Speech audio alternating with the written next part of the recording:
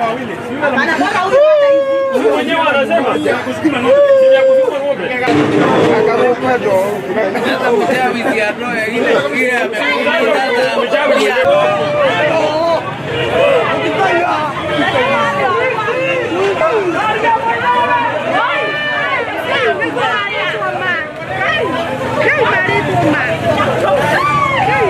Kwa majina anaitwa Lilian Waitela.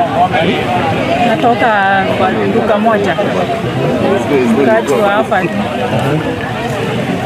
Nilikuja wakati ng'ombe yangu ilibiwa. Nilipiga ripoti hapa. Nikakuja nikaripoti. Nikaenda. Nikakaa nikaona hata nitafute usaidizi mwingine.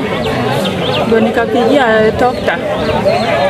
Nikakuja tukaongea na yeye akanipa dawa, nikaenda nikaweka, kaniambia niongoje. Sasa ndio yeye amenisaidia. Lakini pia hata maaskari wamenisaidia. Nashukuru kwa sababu wamenisaidia. Nasema nimekazika sana kwa huyo wizi kutolewa hiyo manyuki. Mimi nilikuwa na kilabu yangu nikabebwa raundi 3 ikaisha. Akatolewa nyuki, akekufa nayo. Kwa majina ni DJ Buffalo. Mimi sasa na kazi mahali. Kufunga kilabu akakuja akafagia kila kitu.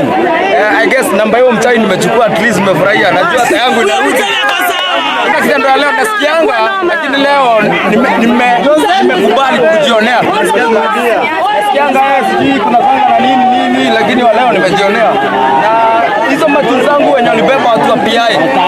Wenye walibeba, I promise you, zinakuja, zinarudi tu. Mtajileta tu station. Wacha tuongee na huyu mzako alikuja kwangu. Akaniambia mtu wako waizi wamebeba ng'ombe yake.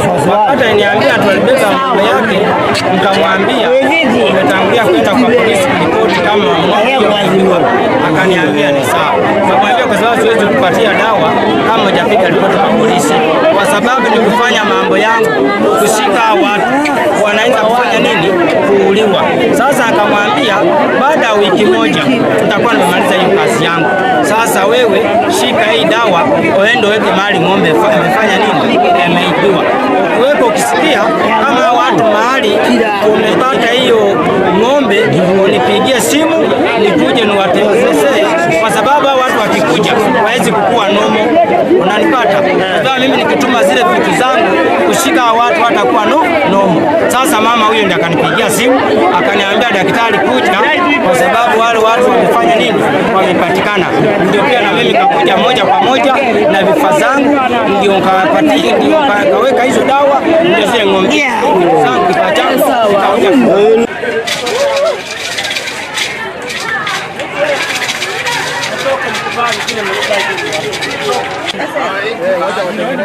Oh!